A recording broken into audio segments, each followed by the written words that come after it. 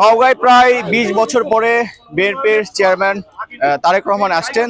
তারই ধারাবাহিকতায় কিন্তু আজকে আপনারা দেখতে পাচ্ছেন যে নেতা কর্মীদের উচ্ছ্বাস, সেটি কিন্তু আমরা দেখতে পাচ্ছি। আগামীকালকে ঠিক বিকাল ৩টায় কিন্তু এখানে তিনি বক্তব্য রাখবেন। একটু যদি আপনাদের দেখায়, এখানে দেখতে পাচ্ছেন আসলে বিভিন্ন নেতা কর্মীরা এসেছেন এবং এই জায়গাগুলো আসলে দেখছেন এবং বিভিন্ন প্রতিশ্রুতি আসলে নওগাঁবাসী আসলে যেটি বলছেন আসলে কৃষি, যেহেতু এটি কৃষিভিত্তিক জেলা, এই জেলায় আসলে তিনি উন্নয়ন করবেন এবং বিভিন্ন ধরনের আসলে যে জনমানুষের চাওয়া সেটি কিন্তু পূরণ করবেন। এই মুহূর্তে আমাদের এখানে সাথে আছেন জেলা বিএনপির সাধারণ সম্পাদক জনাব মামুনুর রহমান রিপন। তার সাথে একটু একটু কথা বলতে চাই। এই যে আশাকে কেন্দ্র করে আসলে নেতাকর্মীরা নিশ্চয়ই উচ্ছ্বাসিত এবং কেমন প্রস্তুতি আসলে চলছে? ধন্যবাদ। আপনারা ইতিমধ্যে অবগত হয়েছেন আমাদের বিএনপির চেয়ারম্যান জনাব তারেক রহমান আগামীকাল ২৯ তারিখ আমাদের নওগাঁর মাটিতে পা রাখবেন। এজন্য আমরা নওগাঁ জেলা বিএনপি অঙ্গ সংগঠন আমরা ব্যাপক প্রস্তুতি গ্রহণ করেছি। আপনারা দেখতে পাচ্ছেন যে পাশে আমাদের মঞ্চর কাজ শুরু হয়েছে।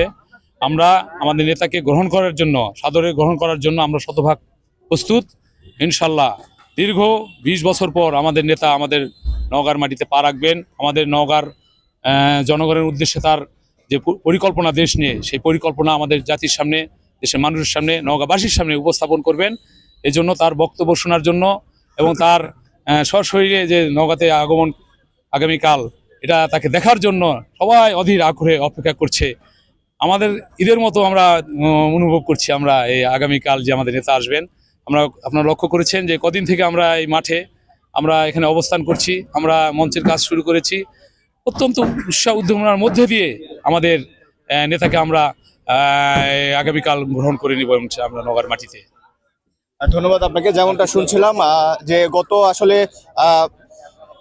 রবিবার আসলে ২৫শে জানুয়ারি কিন্তু এখানে দুপুরে নওগাঁর বেশ কয়েকটি স্থান পরিদর্শন করেন দলের কেন্দ্রীয় কমিটির সাংগঠনিক সম্পাদক অ্যাডভোকেট সৈয়দ শাহিন সৈকত। এবং এই নেতা আশাকে কেন্দ্র করে কিন্তু যে নেতাকর্মীরা নওগাঁ রয়েছে তারা কিন্তু অনেক উচ্ছ্বসিত এবং তারা কিন্তু বলছেন যে দীর্ঘ ২০ বছর পরে যেহেতু তারেক রহমান নওগাঁর মাটিতে পা রাখছেন, সেক্ষেত্রে কিন্তু তারা অনেক আনন্দিত এবং উচ্ছ্বসিত। তো এই ছিল নওগাঁর এটি মাঠ থেকে আমার কাছে সবশেষ। শহীদুল ইসলাম, মোহনা টিভি অনলাইন, নওগাঁ।